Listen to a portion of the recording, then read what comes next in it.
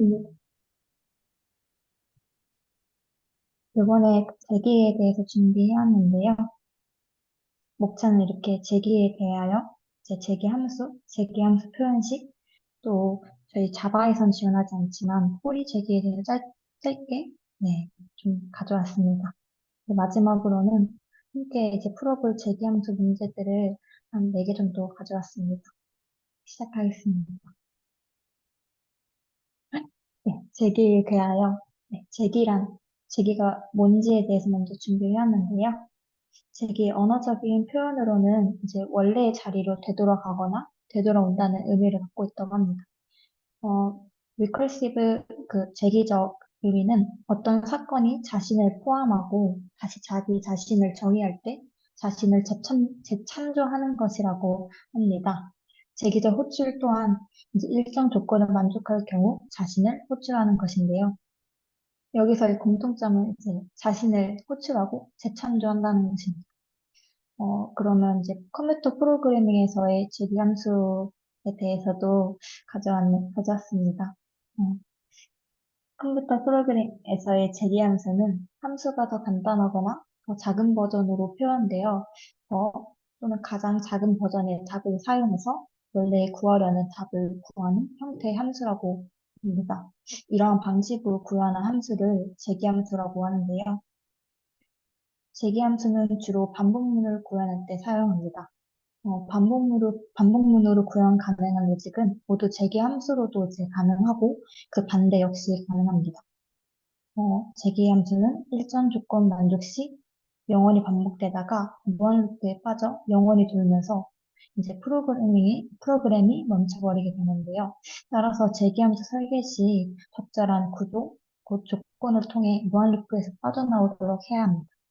이 빠져나오도록 하는 조건을 탈출 조건, 연결 조건이라고 부릅니다.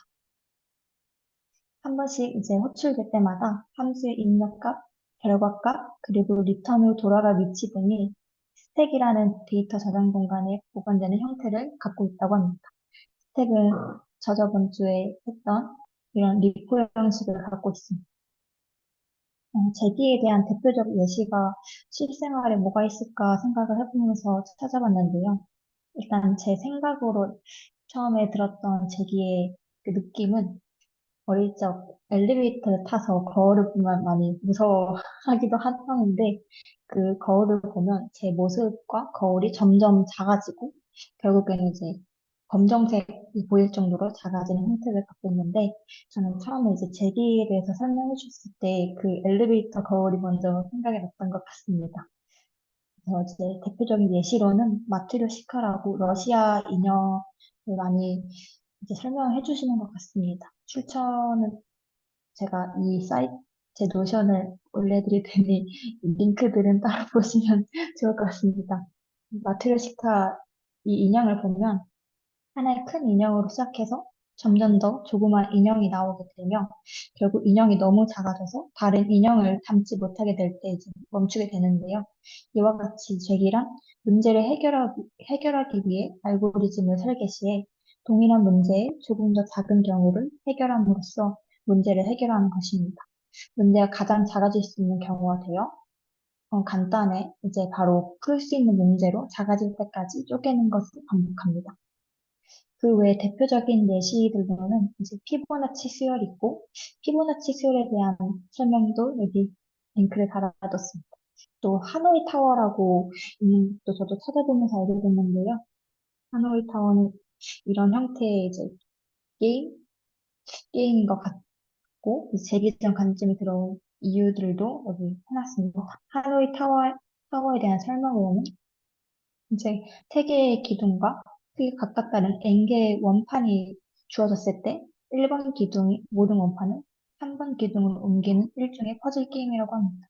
원판을 옮기기 위해 2번 기둥을 사용할 수 있고 작은 원판 위에는 큰 원판이 올라올 수 없다는 제약 조건이 있습니다. 곧 이렇게 피라미드 형식으로 되어야 된다는 걸 갖고 있고 이론적으로는 하늘의 탑은 n개의 원판이 주어졌을 시 2의 n제곱 마이너스 1번의 움직임만을 해결할 수 있고 이걸 이제 제기를 사용해서 문제를 풀 수 있다고 합니다. 저희 이따 풀어볼 문제에도 하노이 타워에 대한 문제를 넣어줬으니 이 링크를 참고하면서 이해하시면 좋을 것 같습니다. 그리고 자료를 찾다가 좀 웃겼던 예시가 있었는데 이 사진을 한번 보고 너무 웃기더라고요. 이걸 보면서 아 이것도 제기의 한 표현이 되겠구나 또 싶고 뭔가 지금의 저에게까지 온 것 같다고 생각이 좀 들었습니다. 그러면 재기함수에 더 자세히 알아보려 하는데요. 재기함수의 장점으로는 재기함수를 사용하면 코드의 단수나 그리고 수정의 용이함이 있다고 합니다. 이제 불필요하게 반복문을 이제 여러 개 중첩되어 사용하지 않아도 되기 때문에 단순해지고 수정에도 용이하다고 합니다. 그리고 변수를 여러 개 만들 필요가 없습니다. 자기 자신은 또 호출하기 때문이죠. 단점이 사실 쓰면서 단점이 좀 많다고 느꼈는데요. 네, 그 단점으로는 코드의 흐름을 이제 직관적으로는 파악하기 어렵고 저희가 이제 실생활에서 이제 사고를 하는 방식이 아니기 때문에 좀 코드를 보면서 이해하기가 좀 어려운 부분이 있어요. 그리고 시간 복잡도가 방법문에 비해 계산이 어렵다고 합니다. 반복문보다 또 메모리를 더 많이 사용한다고 하는데요. 이 이유는 메서드를 호출하면 이제 지역 변수, 매개 변수, 반응값을 모두 프로세스 스택에 저장하기 때문이라고 합니다. 좀 속도가 반복문에 비해 상대적으로 느리다고 합니다. 이게 자체가 느리다는 것보다 상대적으로 느리다고 하는데요. 왜냐하면 이제 복귀를 위해서 컨텍스트 스위칭 비용이 발생한다고 합니다. 이거를 좀 어떻게 설명할 수 있을까 싶었는데, 컨텍스트 스위칭은 여기에다 제가 대기와 실행을 번갈아 하는 것, 여러 개의 프로세스가 실행되고 있을 때 기존에 실행되던 프로세스를 중단하고 다른 프로세스를 실행하는 것이라고 합니다. 또 콘텍스트 스위칭 비용은 스케줄러가 기존 실행 프로세스를 우선순위에서 미루고 새 프로세스로 교체 시 프로세스 상태 값을 교체하는 작업을 뜻한다고 합니다. 그래서 좀 말이 어려워가지고 스케줄러란 이제 일정 주기마다 특정 작업을 실행시키는 기능이라고 합니다. 또 단점으로 마지막 이제 함수 호출, 자신 호출을 너무 많이 하게 되면 스택 메모리 영역에 너무 많은 공간을 할당하게 되어서 스택 오버플로우가 발생된다고 합니다. 이 부분이 설명이 좀 써놨어가지고 이제 이거에 대해서 궁금하시면 한번 보시면 좋을 것 같습니다. 또 이제 제기 사용에는 이런 문제점이 있기 때문에 주의점이 있는데요. 또 사용하기 위한 조건도 있다고 합니다. 문제 크기를 점점 더 작고 간단한 단위로 쪼갤 수 있는 그런 형태여야 되고요. 또 재기 호출의 종결 조건, 곧 탈출 조건이 확실해야 합니다. 확실하지 않거나 없을 때에는 무한 루프에 갇히게 되어서 결국 답도 얻을 수 없습니다. 이제 보충 설명을 위한 영상 자료들, 이제 하루의 탑을 예를 들면서 설명해 주신 영상 하나 가져왔는데 이것도 같이 제가 이거 끝나자마자 이 모션 페이지를 공유하겠습니다. 이제 제기함수를 사용하기 적합한 상황은 이제 주어진 문제를 더 작은 문제로 나눌 수 있는 경우, 그리고 반복문으로 작성된 코드를 더욱 간결하고 이해하기 쉽게 작성하고 싶은 경우, 또 중첩된 반복문이 많거나 반복문의 중첩 횟수를 예측하기 어려운 경우에 이제 제기함수를 사용하기 적합하다고 합니다. 재계함수 표현식으로는 이제 일반적인 재계함수 템플릿을 이제 유어 클래스에 한 번 더 확인해보면서 참고를 좀 했는데요. 아마 다들 보셨을 것 같은데 이제 탈출 조건을 이해해주고 작은 문제를 새롭게 정의되는 것을 이렇게 해줍니다. 또 배열 문제를 풀었을 때는 헤드와 테일로 나눠서 구분해서 이제 재기적으로 구현을 했던 것도 다시 한 번 더 확인할 수 있었습니다. 팩토리얼을 통한 재기함수 표현식입니다. 이제 팩토리얼이란 다들 아시겠지만 얘를 합쪽 혹시 몰라서 네, 가져왔는데요. 예를 들면 느낌표 6 팩토리얼이라고 하면 6 곱하기 5 곱하기 4 곱하기 3 곱하기 2 곱하기 1, 곧 720의 결과를 얻는 것입니다. 여기 이 사진을 참고하시면 좋을 것 같습니다. 뭐, 이제 피보나치 수열도 재기함수로 표현됩니다.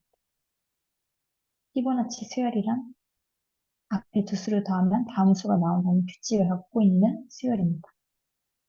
꼬리재기에 대해서 사실 꼬리재기가 자바에 사용이 됐나? 찾다가 결국 다 작성하고 나서 제공하지 않는다는 거 듣고 그걸 없앨까 말까 했는데 그냥 간단하게만 적어놨기 때문에 설명만 하겠습니다. 꼬리재기란 이제 재기함수를 호출할 때 스택을 이제 재사용하면서 메모리를 과도하게 사용하지 않는 최적화하는 방법이라고 합니다. 이제 재기함수를 사용하게 되면 스택이 깊어지는 문제가 생겨 이것을 이제 컴파일러가 선형으로 처리하도록 알고리즘을 바꿔서 스택을 재사용할 수 있게 되는 형태라고 합니다. 이제 재기함수를 사용할 때는 메모리를 많이 사용하게 된다는 문제를 갖고 있기 때문에 이렇게 새로운 방법을 구현한 거지 않을까 싶었습니다. 또 재기 호출이 끝난 후 현재 함수에서 추가 연산을 요구하지 않도록 구현하는 재기 형태라고 합니다. 꼬리 재기를 사용하는 이유는 아까의 같은 말이고요. 결국은 재기함수의 속도 문제를 개선하는 거라고 합니다. 꼬리 재기 최적화를 위한 조건은 재기함수를 꼬리 재기 방식으로 구현해야 된다는 것과 컴파일러가 꼬리 재기 최적화를 지원해야 된다고 합니다. 이제 자바는 이렇게 하지 않고 여기 이 언어들 아이고 이 언어들은 꼬리 재기 음, 그냥 두겠습니다. 네, 지원한다고 합니다. 또 재기로 구현한 문제, 꼬리 재기로 구현하기 했는데 아까 재기로 구현한 팩토리얼 문제를 이제 꼬리 재기로 풀면 이렇게 바꿀 수 있다고 합니다. 재기가 느려지는 대표적 이유는 마치고 돌아왔을 때 해야 될 일, 추가 연산이 남아있어서 또 저하가 일어난다고 하는데요. 위 코드를 보면 팩토리얼 메서드의 반환값에서 별도의 작업을 또 진행하지 않고 전달받은 테일에 새롭게 계산해서 반환하는 것을 볼 수 있습니다. 콜스택이 추가로 생성되지 않다고 합니다. 원래 함수를 호출하면 콜스택이 생성되는데 여기서는 생성되지 않는다고 합니다. 음. 그래서 스택 오버플로우 문제를 해결할 수 있게 된다고 합니다. 스택을 호출 주소에 쌓지 않기 때문이죠. 말이 조금 계속 꼬이는데, 네, 여기까지 준비를 했고요. 함께 풀어볼 이제 재기함수 문제는 이렇게 4개를 준비해왔습니다. 끝났습니다. 감사합니다.